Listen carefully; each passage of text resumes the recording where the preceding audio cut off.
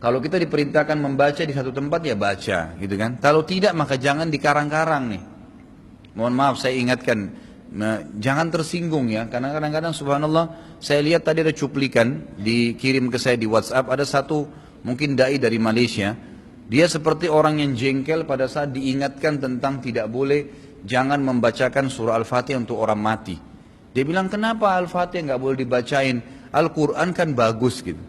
Padahal sebenarnya teman-teman kita yang mengingatkan ini mengingatkan saja, mengatakan belum pernah ditemukan dalil bahwasanya Nabi SAW mengatakan Al-Fatihah untuk Hamzah, Al-Fatihah untuk ya orang syuhada Badr, syuhada Uhud, Mus'ab bin Umair, nggak pernah. Al-Fatihah untuk Khadijah, pernahkah Anda temukan riwayatnya?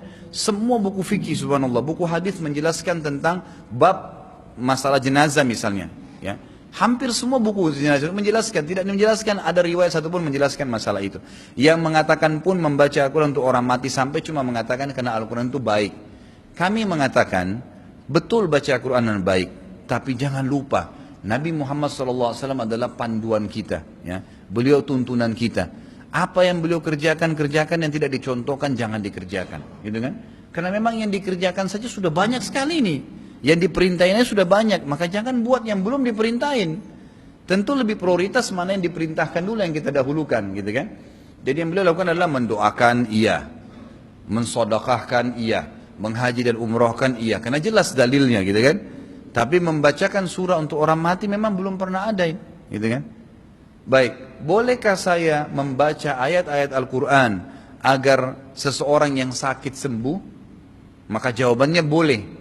Tapi dengan kondisi seperti yang Nabi SAW contohkan. Bagaimana? Si orang yang sedang sakit, pasien sedang di depan mata. Itulah yang dikenal dengan ruqyah syariah, gitu kan? Nabi SAW pernah mengajarkan sahabat untuk membaca Al-Fatihah, dan itu pernah dikerjakan oleh seorang sahabat dalam hadis Bukhari pada saat ada seorang kepala suku Badui yang tersengat bisa kala jengking, gitu kan?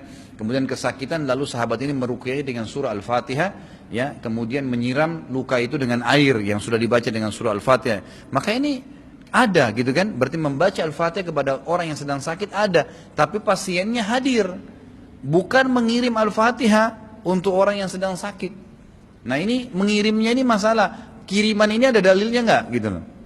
Nah, kalau kita memang mengaku pengikut Nabi Muhammad SAW, maka kita betul-betul mengikuti beliau, dan kita tidak melakukan kalau belum ada contohnya, gitu kan? Karena memang beliau tidak mengerjakan, tidak mencontohkan, berarti memang tidak pernah dicontohkan. Karena Ibnu Katsir mengatakan dalam tafsir surah Al-Maidah ayat 3, waktu turun firman Allah, A'udzubillahi minasyaitonirrajim, di tengah-tengah ayat, Al-yawma akmaltu lakum dinakum wa atmamtu alaikum ni'mati wa raditu lakumul Islam madina. Hari ini saya sempurnakan agama kalian, nikmatku juga kepada kalian, dan juga saya ridho Islam sebagai agama kalian.